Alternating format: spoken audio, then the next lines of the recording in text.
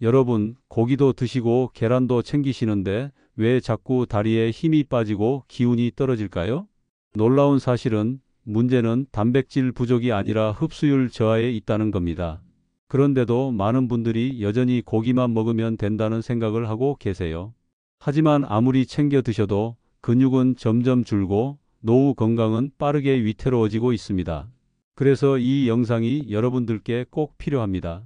이걸 다 보시고 실천하시면 단순히 다리에 힘이 붙는 것만이 아니라 계단이 훨씬 가벼워지고 밤마다 쑤시던 무릎 통증이 완화되며 아침에 눈을 떴을 때 다시 상쾌함을 느낄 수 있는 방법을 분명히 알게 되실 겁니다. 무엇보다 지팡이에 의지하지 않고 내 두 다리로 걷는 노후. 그 길을 여는 비밀이 바로 여기 있습니다.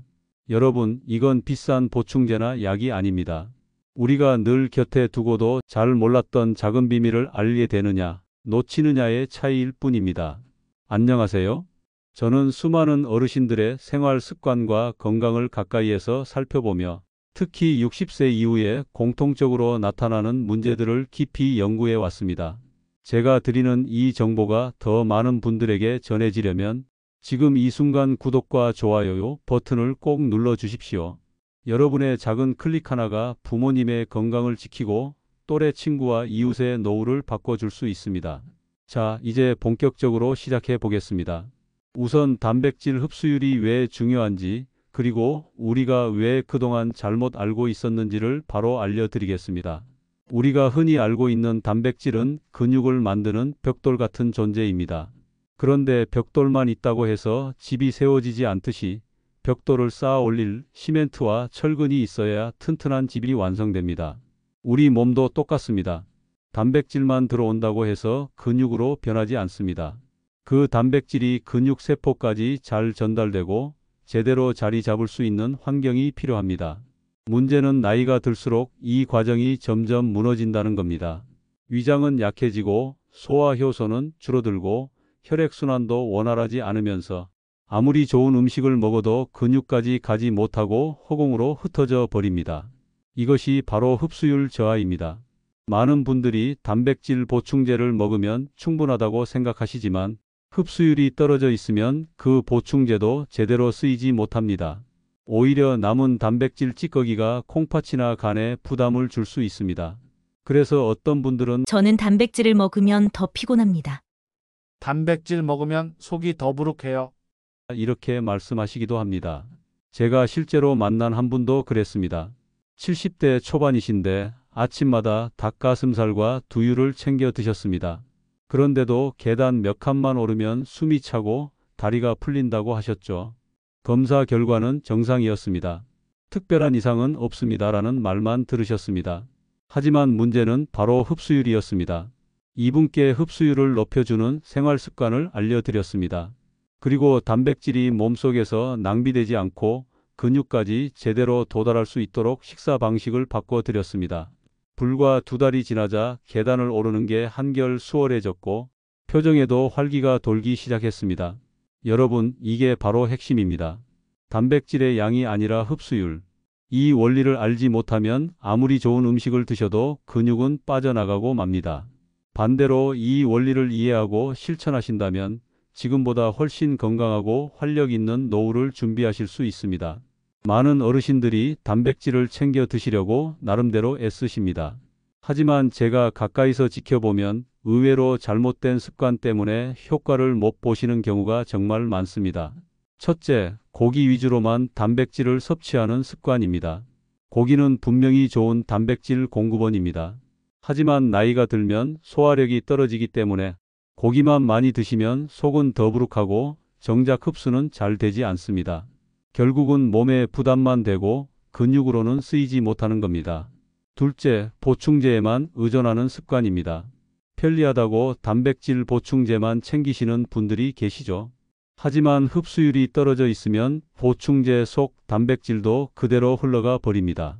오히려 간과 콩팥에 부담을 주면서 장기간에는 건강을 더 해칠 수도 있습니다. 셋째, 식사 균형을 무시하는 습관입니다.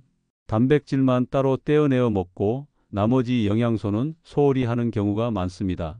하지만 단백질이 근육으로 바뀌려면 비타민, 미네랄 같은 보조 영양소가 반드시 필요합니다.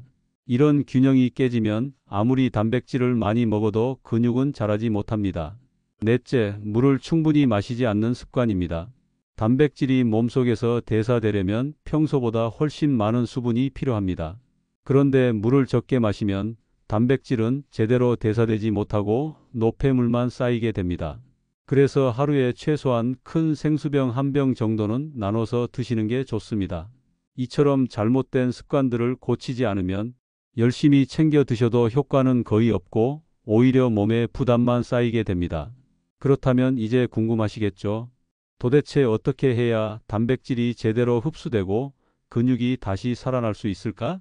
그 해답이 바로 우리가 늘 곁에 두고도 제대로 몰랐던 밥상 위의 보물들에 있습니다.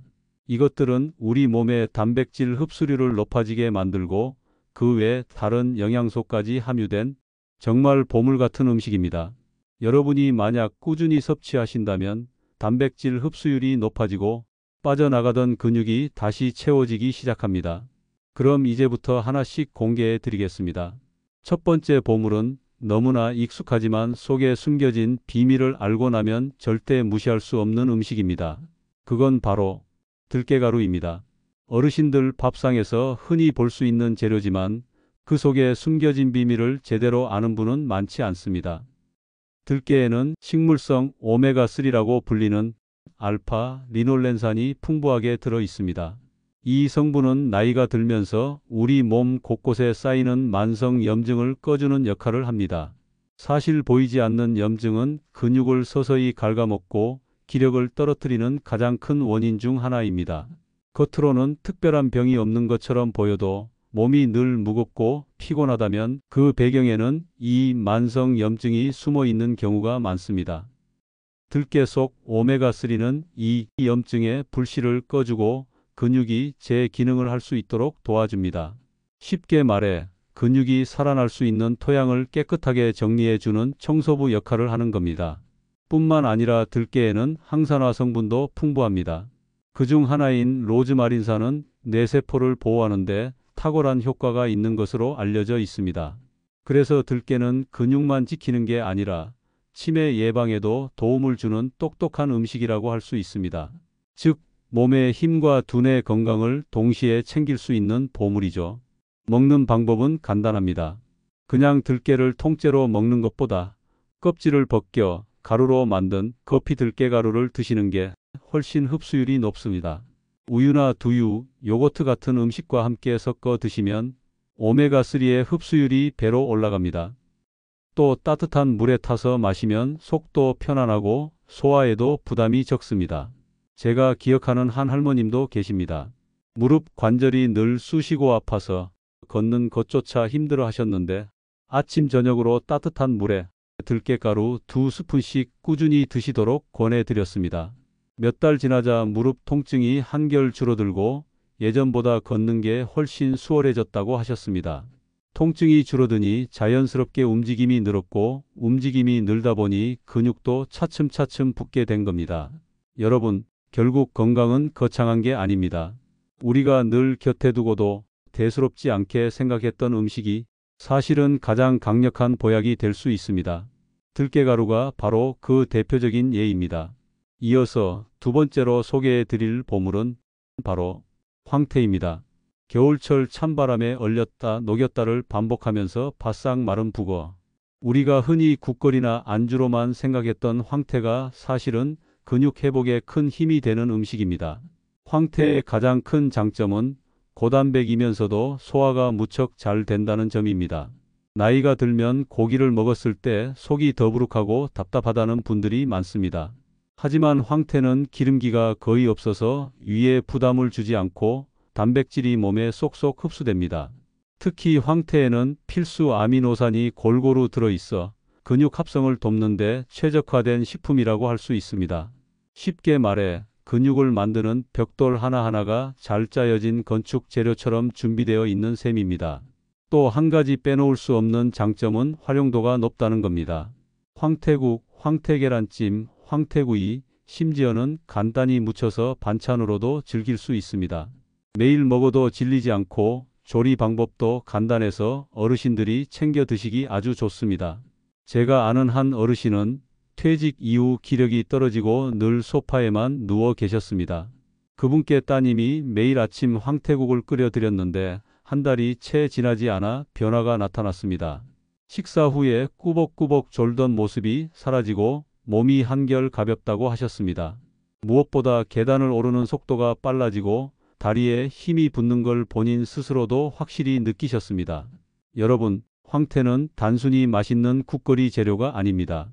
부담 없는 단백질 공급원일 뿐 아니라 우리 몸이 단백질을 제대로 활용할 수 있게 돕는 든든한 조력자입니다. 특히 저녁 식사에 황태를 챙겨 드시면 밤새 근육 합성이 활발히 이루어져서 아침에 일어날 때 몸이 훨씬 가벼워질 수 있습니다. 결국 황태는 노년기에 꼭 필요한 소화 잘 되는 단백질이자 지친 몸을 다시 일으켜 세워주는 밥상 위의 보약이라고 할 수 있습니다. 마지막으로 세 번째 보물은 바로 병아리콩입니다. 작고 노란 이 콩은 서양에서는 이미 오래전부터 슈퍼푸드로 불리며 사랑받아 왔습니다. 하지만 우리 식탁에서는 아직 낯선 분들이 많으실 겁니다. 병아리콩이 특별한 이유는 단순히 단백질이 많기 때문만이 아닙니다. 혈당을 안정시키는 힘이 함께 들어있기 때문입니다. 많은 어르신들이 근육을 지키기 위해 고기를 드시다가도 혈당 걱정 때문에 고민하십니다. 그런데 병아리콩은 풍부한 단백질과 함께 수용성 식이섬유가 많아 식사 후에 혈당이 급격히 치솟는 것을 막아줍니다. 쉽게 말해 혈당이 롤러코스터처럼 오르내리는 걸 완충해주는 역할을 하는 겁니다. 뿐만 아니라 병아리콩에는 마그네슘과 칼륨 같은 미네랄이 풍부합니다. 이 성분들은 근육의 수축과 이완을 돕는 데 꼭 필요한 요소들입니다. 즉, 단백질이 들어와도 제대로 써먹지 못하는 경우가 많은데 병아리콩은 그 단백질이 제자리를 찾아갈 수 있도록 돕는 조력자 역할을 합니다. 제가 기억하는 한 분은 당뇨 전 단계라는 판정을 받고 식사에 늘 긴장하고 계셨습니다. 밥을 줄이면 기운이 없고 그렇다고 먹으면 혈당이 치솟으니 걱정이 컸던 거죠. 그분께 밥을 지을 때 병아리콩을 조금씩 섞어 드시라고 권했습니다. 불과 석 달 만에 혈당 수치가 눈에 띄게 안정되었고 무겁던 다리가 한결 가볍다고 하셨습니다. 근육도 조금씩 붙으면서 활력이 살아나는 걸 가족들이 먼저 알아봤습니다. 또 하나 주목할 점은 병아리콩에는 해독 작용을 돕는 성분도 들어있다는 겁니다. 나이가 들수록 우리 몸의 해독 기능은 떨어지는데 병아리콩은 몸속 노폐물을 정리해 주면서 영양소 흡수율을 높여줍니다. 몸이 깨끗해지니 기력이 차오르고 피로감도 줄어드는 겁니다. 병아리콩은 단백질을 채워주면서도 혈당을 안정시키고 몸을 맑게 만들어주는 노년의 맞춤형 슈퍼푸드라고 할 수 있습니다. 밥에 한 줌 섞어 드시거나 샐러드 위에 올려 드시는 간단한 방법으로도 충분히 효과를 보실 수 있습니다. 결국 황태가 소화 잘 되는 단백질이라면 병아리콩은 근육과 혈당 두 가지를 동시에 잡아주는 든든한 파수꾼입니다. 지금까지 세 가지 보물을 소개해 드렸습니다. 들깨가루, 황태, 그리고 병아리콩. 각각의 효능만으로도 충분히 값진 음식들이지만 사실 이 세 가지는 따로 먹을 때보다 함께 먹을 때 훨씬 더 큰 힘을 발휘합니다. 첫째, 들깨가루와 우유나 요거트의 궁합입니다. 들깨 속 오메가3는 기름에 잘 녹는 성질을 가지고 있습니다. 그래서 우유나 요거트의 유지방과 함께 섭취하면 흡수율이 배로 높아집니다. 거기에 칼슘이 풍부한 유제품과 만나면 뼈와 근육을 동시에 지켜주는 강력한 조합이 완성됩니다. 둘째, 황태와 무 그리고 브로콜리의 궁합입니다. 황태에는 단백질과 함께 칼슘이 들어있는데 이 칼슘은 비타민C와 함께할 때 흡수가 훨씬 잘 됩니다. 무와 브로콜리 같은 채소에는 비타민C가 풍부하죠. 따라서 황태국에 물을 넣거나 황태 반찬 옆에 브로콜리를 곁들이면 단백질과 칼슘이 근육과 뼈로 제대로 전달될 수 있습니다. 셋째, 병아리콩과 현미의 궁합입니다. 병아리콩은 완전 단백질에 가깝지만 아주 조금 부족한 아미노산이 있습니다. 반대로 현미에는 병아리콩에 없는 아미노산이 풍부합니다. 그래서 두 가지를 함께 섞어 밥을 지으면 서로의 부족한 부분을 채워주어 소고기의 버금가는 완벽한 단백질 조합이 됩니다. 이건 단순히 밥 한 끼가 아니라 근육을 위한 완전체 식사라고 할 수 있습니다. 이처럼 음식을 단순히 하나씩 따로 먹는 것보다 서로 잘 어울리는 짝을 찾아 함께 먹는 것이 훨씬 더 현명한 방법입니다. 이 원리를 알면 같은 음식을 먹어도 결과는 완전히 달라집니다. 근육은 더 잘 붙고 뼈는 더 단단해지고 몸은 더 가벼워집니다. 그런데 여러분, 반대로 아무리 좋은 음식도 잘못된 방식으로 먹으면 독이 될 수 있습니다. 그래서 반드시 피해야 할 조합들도 있습니다. 첫째, 들깨가루를 드신 직후 커피를 마시는 습관입니다. 커피 속 카페인과 탄닌 성분이 들깨에 들어있는 철분과 오메가3의 흡수를 방해합니다. 결국 좋은 성분을 먹고도 몸에서 활용하지 못하게 되는 겁니다. 식사 후 최소 1시간 정도 간격을 두시고 커피를 드시는 게 좋습니다. 둘째, 황태를 기름에 튀겨 먹는 방법입니다. 황태는 본래 지방이 거의 없는 담백한 단백질 식품입니다. 그런데 기름에 튀기면 황태의 장점은 사라지고 오히려 해로운 기름과 트랜스 지방만 남게 됩니다. 결국 몸에 부담을 주고 혈관 건강까지 해칠 수 있으니 황태는 반드시 국이나 구이, 찜처럼 담백한 방식으로 드셔야 합니다. 셋째, 병아리콩을 달고 짜게 조림하는 습관입니다. 병아리콩의 가장 큰 장점은 혈당을 안정시키는 데 있습니다. 그런데 설탕과 간장을 많이 넣어 달콤 짭짤하게 조리하면 혈당 안정 효과는 사라지고 오히려 혈당이 치솟고 칼슘 배출까지 촉진됩니다. 좋은 음식이 오히려 해가 되는 것이죠. 기억하셔야 할 것은 단순합니다. 좋은 음식이라도 어떻게 먹느냐가 절반 이상을 좌우한다는 사실입니다. 제대로 먹으면 보약이 되지만 잘못 먹으면 몸에 부담이 됩니다. 이 세 가지 주의사항만 기억해도 지금부터 드시는 음식의 효과는 크게 달라질 겁니다. 여러분들께 오늘 말씀드린 내용 다시 한번 정리해 드리겠습니다. 근육이 빠지는 진짜 원인은 단백질 부족이 아니라 흡수율 저하였습니다. 그래서 고기와 계란을 아무리 챙겨 드셔도 힘이 빠지고 기운이 없는 겁니다. 이 문제를 해결하는 열쇠는 바로 밥상 위의 보물이었습니다. 염증을 꺼주고 두뇌까지 지켜주는 들깨가루, 위에 부담 없이 단백질을 채워주는 황태, 근육과 혈당을 동시에 관리해주는 병아리콩. 이 세 가지 음식을 제대로 활용하면 단순히 체력을 지키는 것을 넘어 다리에 힘이 붙고 아침이 가벼워지고 활력 넘치는 노후를 맞이할 수 있습니다. 하지만 아무리 좋은 음식도 어떻게 먹느냐에 따라 효과가 달라진다는 점 꼭 기억해 주셔야 합니다. 궁합을 잘 맞춰 드시면 효과는 2배가 되고 반대로 잘못된 방식으로 드시면 오히려 해가 될 수도 있습니다. 이제 선택은 어르신들의 몫입니다. 오늘 저녁 식사부터 작은 변화를 시작해 보세요. 작은 습관 하나가 내일의 건강을 완전히 바꿔 놓을 수 있습니다. 그리고 마지막으로 부탁드립니다. 이 영상이 더 많은 분들의 건강을 지키는 데 도움이 되려면 지금 이 순간 구독과 좋아요 버튼을 눌러 주십시오. 여러분의 작은 클릭이 부모님과 친구, 이웃의 노후까지 바꿀 수 있습니다. 저는 앞으로도 여러분들의 건강한 삶을 위해 검증된 정보만을 전해드리겠습니다. 함께 해주셔서 감사합니다. 다음 시간에도 더 알차고 유익한 내용으로 찾아뵙겠습니다.